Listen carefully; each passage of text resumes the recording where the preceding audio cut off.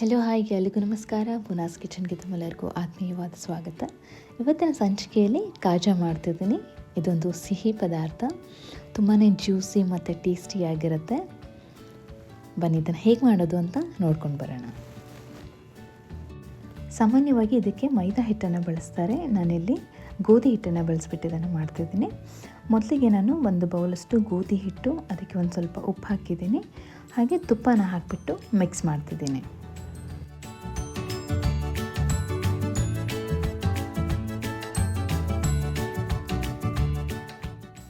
ಇವಾಗ ಸ್ವಲ್ಪ ನೀರನ್ನು ಹಾಕಿಬಿಟ್ಟು ಹಿಟ್ಟನ್ನು ಮಿಕ್ಸ್ ಮಾಡ್ಕೊಳ್ತಿದ್ದೀನಿ.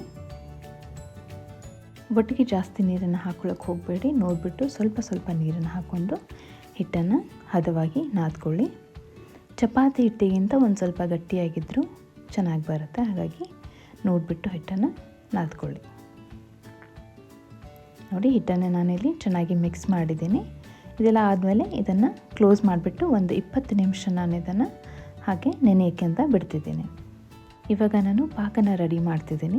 ಮೊದಲಿಗೆ ಇಲ್ಲಿ ಒಂದು ಬೌಲಷ್ಟು ಸಕ್ಕರೆನ ತಗೊಂಡಿದ್ದೀನಿ. ಹಾಗೆ ಆ ಸಕ್ಕರೆಗೆ ಒಂದು ಬೌಲ್ಗಿಂತ ಸ್ವಲ್ಪ ಕಮ್ಮಿ ನೀರನ್ನು ಹಾಕಿಬಿಟ್ಟು ಮಿಕ್ಸ್ ಮಾಡ್ತಿದ್ದೀನಿ. ಇದನ್ನು ಸುಮಾರು ಹೊತ್ತು ನೀವು ಚೆನ್ನಾಗಿ ಕುದಿಸ್ಬೇಕಾಗುತ್ತೆ. ಇವಾಗ ಪಾಕ ರೆಡಿಯಾಗಿದೆ. ಪಾಕನ ನೀವು ಆಗಿದೆಯಾ ಅಂತ ಈ ಥರ ಟೆಸ್ಟ್ ಮಾಡ್ಬೋದು. ನೋಡಿ, ಈ ಥರ ಒಂದು ದಾರದ ಎಳೆ ಥರ ಅದು ಪಾಕ ಬರಬೇಕು, ಆವಾಗ ಪಾಕ ಆಗಿದೆ ಅಂತ. ಇವಾಗ ಅದಕ್ಕೆ ಒಂದು ಹಾಫಷ್ಟು ಲಿಂಬೆಹಣ್ಣನ್ನು ಹಿಂಡ್ತಾ ಇದ್ದೀನಿ, ಯಾಕಂದರೆ ಅದು ಆಮೇಲೆ ಗಟ್ಟಿ ಆಗಲ್ಲ ಸಕ್ಕರೆ ಅನ್ನೋ ಕಾರಣಕ್ಕೆ. ಇವಾಗ 2 ಸ್ಪೂನಷ್ಟು ತುಪ್ಪ ಹಾಗೆ 1 ಸ್ಪೂನಷ್ಟು ಮೈದಾನ ತಗೊಂಡು ಅದನ್ನು ಚೆನ್ನಾಗಿ ಮಿಕ್ಸ್ ಮಾಡ್ತಿದ್ದೀನಿ. ಈ ಥರ ಮಿಕ್ಸ್ ಮಾಡಿದಾದಮೇಲೆ ನಾವು ಆಗಲೇ ಮಿಕ್ಸ್ ಮಾಡಿಟ್ಟಿರೋಂಥ ಹಿಟ್ಟು ಇವಾಗ ರೆಡಿಯಾಗಿದೆ. ನಾನಿವಾಗ ಹಿಟ್ಟನ್ನು ತಗೊಂಡು ಒಂದು ಸ್ವಲ್ಪ ಹೊತ್ತು ಚೆನ್ನಾಗಿ ಹೀಗೆ ನಾದ್ಬಿಟ್ಟು ನಾನು ಅದರಲ್ಲಿ ಈ ಥರ ಭಾಗಗಳನ್ನು ಮಾಡ್ತಾ ಇದ್ದೀನಿ. ಈ ಥರ ಒಂದು ತೆಳು ಚಪಾತಿ ಆಗೋಷ್ಟು ಹಿಟ್ಟನ್ನು ತಗೊಂಡು ಅದನ್ನು ಚೆನ್ನಾಗಿ ಲಟ್ಟಿಸ್ತಿದ್ದೀನಿ. ಇವಾಗ ಇದನ್ನೇ ನೀವು ಆದಷ್ಟು ತೆಳುವಾಗಿ ಲಟ್ಟಿಸ್ಕೊಳ್ಳಿ.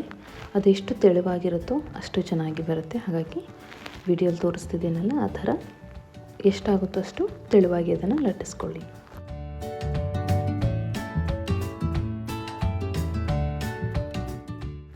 ಈ ಥರ ತೆಳುವಾದ ಚಪಾತಿನ ಲಟ್ಟಿಸ್ಕೊಂಡು ಆದಮೇಲೆ ನಾವು ಆವಾಗಲೇ ಮಿಕ್ಸ್ ಮಾಡಿಟ್ಕೊಂಡಿದ್ವಲ್ಲ ಮೈದಾ ಹಿಟ್ಟು ಮತ್ತು ತುಪ್ಪ, ಅದನ್ನು ಇದ್ರ ಮೇಲೆ ಸವರ್ತಾ ಇದ್ದೀನಿ. ಅದನ್ನು ಆದಷ್ಟು ಚೆನ್ನಾಗಿ ಸವರಿ, ಆದಷ್ಟು ಜಾಸ್ತಿ ಅನ್ನ ಹಾಕಿಬಿಟ್ಟು ಸವರಿ, ಮತ್ತು ಅದ್ರ ಮೇಲೆ ಇನ್ನೊಂದು ಲೇಯರ್ ಚಪಾತಿನ ಹಾಕ್ತಿದ್ದೀನಿ.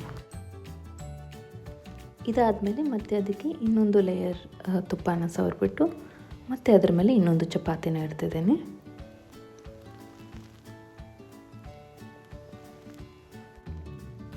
ಆ ತುಪ್ಪನ ಆದಷ್ಟು ಜಾಸ್ತಿ ಸವರಿ, ಸೊ ಅದು ನಾವು ಕರಿತಿರಬೇಕಾದ್ರೆ ಚೆನ್ನಾಗಿ ಬಿಟ್ಕೊಳ್ಳುತ್ತೆ. ಇದೇ ರೀತಿ ನಾನು 5 ರಿಂದ 6 ಲೇಯರ್ಗಳನ್ನು ಮಾಡ್ತಿದ್ದೀನಿ.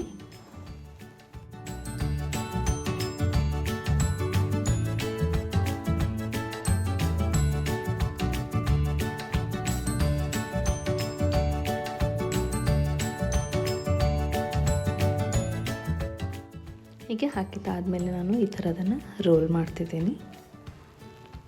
ಚೆನ್ನಾಗಿ ಪ್ರೆಸ್ ಮಾಡಿ ಅದನ್ನು ರೋಲ್ ಮಾಡಿ. ತುಂಬ ಪ್ರೆಸ್ ಮಾಡೋಕ್ಕೆ ಹೋಗಬೇಡಿ, ಸ್ವಲ್ಪ ಹಗುರವಾಗಿ ಅದು ರೋಲ್ ಮಾಡ್ತಾ ಹೋಗಿ. ಕೊನೆಗೆ ಸ್ವಲ್ಪ ನೀರನ್ನು ಹಚ್ಚಿಬಿಟ್ಟು ಅದನ್ನು ಸೀಲ್ ಮಾಡ್ತಿದ್ದೀನಿ. ಆದಷ್ಟು ಚೆನ್ನಾಗಿ ಅದನ್ನು ಸೀಲ್ ಮಾಡಿಬಿಡಿ. ಇವಾಗ ಅದನ್ನು ಪೀಸಾಗಿ ಕಟ್ ಮಾಡ್ಕೊಳ್ಳೋಣ. ಮೊದಲಿಗೆ ಒಂದು ಅಂಚಿನ ಸ್ವಲ್ಪ ತೆಗೆದಿದ್ದೀನಿ ನಾನು. ಇವಾಗ 1 ಇಂಚಷ್ಟು ಸೈಜ್ ತೊಗೊಂಡ್ಬಿಟ್ಟು ಅವುಗಳನ್ನು ಕಟ್ ಮಾಡ್ತಾ ಹೋಗ್ತಿದ್ದೀನಿ. ಕಟ್ ಮಾಡಿದಾದಮೇಲೆ ಈ ಥರ ಒಂದು ಬೆರಳಿಂದ ಅವುಗಳ ಮೇಲೆ ಪ್ರೆಸ್ ಮಾಡ್ತಾ ಹೋಗಿ. ನೋಡಿ, ವಿಡಿಯೋಲಿ ತೋರಿಸಿರೋ ಹಾಗೆ ಒಂದು ಬೆರಳಿಂದ ಅದನ್ನು ಒಂದು ಸ್ವಲ್ಪ ಹಗುರವಾಗಿ ಪ್ರೆಸ್ ಮಾಡಿ. ಇವಾಗ ಇದು ರೆಡಿಯಾಗಿದೆ. ನಾನಿಲ್ಲಿ ಎಣ್ಣೆ ಬಿಸಿ ಮಾಡೋಕ್ಕಿಟ್ಟಿದ್ದೆ, ಅದಕ್ಕೆ ಇವುಗಳನ್ನು ಹಾಕಿಬಿಟ್ಟು ಚೆನ್ನಾಗಿ ಕರಿತಾ ಇದ್ದೀನಿ. ಅದನ್ನು ಗೋಲ್ಡನ್ ಬ್ರೌನ್ ಕಲರ್ ಬರೋವರೆಗೂ ನಾನು ಅದನ್ನು ಎಣ್ಣೆಯಲ್ಲಿ ಕರಿತಾ ಇದ್ದೀನಿ.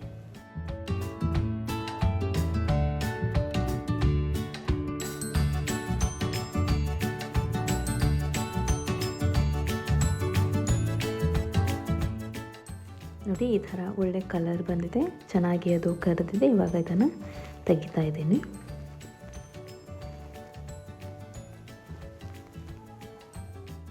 ಎಣ್ಣೆಯಿಂದ ತೆಗೆದ ತಕ್ಷಣ ಇವುಗಳನ್ನು ಬಿಸಿ ಪಾಕಕ್ಕೆ ಹಾಕಿ, ಅದು ಬಿಸಿ ಇರೋದ್ರಿಂದ ಪಾಕ ಚೆನ್ನಾಗಿ ಹೀರ್ಕೊಳ್ಳುತ್ತೆ. ತಿನ್ನೋಕ್ಕೆ ನಿಮಗೆ ತುಂಬ ಟೇಸ್ಟಿಯಾಗಿರುತ್ತೆ.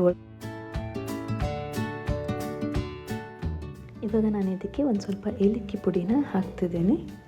ನೀವು ಬೇಕಿದ್ದರೆ ಇದನ್ನು ಮೊದಲಿಗೆ ಹಾಕೋಬೋದು, ಪಾಕದಲ್ಲಿ ಮಿಕ್ಸ್ ಮಾಡಿಬಿಟ್ಟು ಹಾಕ್ಬೋದು.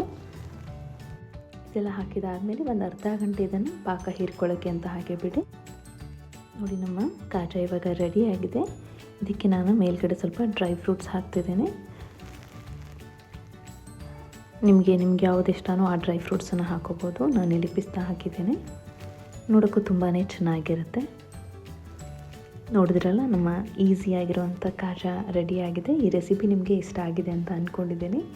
ಇಷ್ಟ ಆದರೆ ವಿಡಿಯೋನ ಲೈಕ್ ಮಾಡಿ, ಶೇರ್ ಮಾಡಿ, ಚಾನಲ್ಗೆ ಸಬ್ಸ್ಕ್ರೈಬ್ ಮಾಡೋದನ್ನು ಮರಿಬೇಡಿ. ಮುಂದಿನ ವಿಡಿಯೋದಲ್ಲಿ ಇನ್ನೊಂದು ಇಂಟ್ರೆಸ್ಟಿಂಗ್ ರೆಸಿಪಿಯೊಂದಿಗೆ ಸಿಗ್ತೀನಿ. ಅಲ್ಲಿವರೆಗೂ ನಮಸ್ಕಾರ.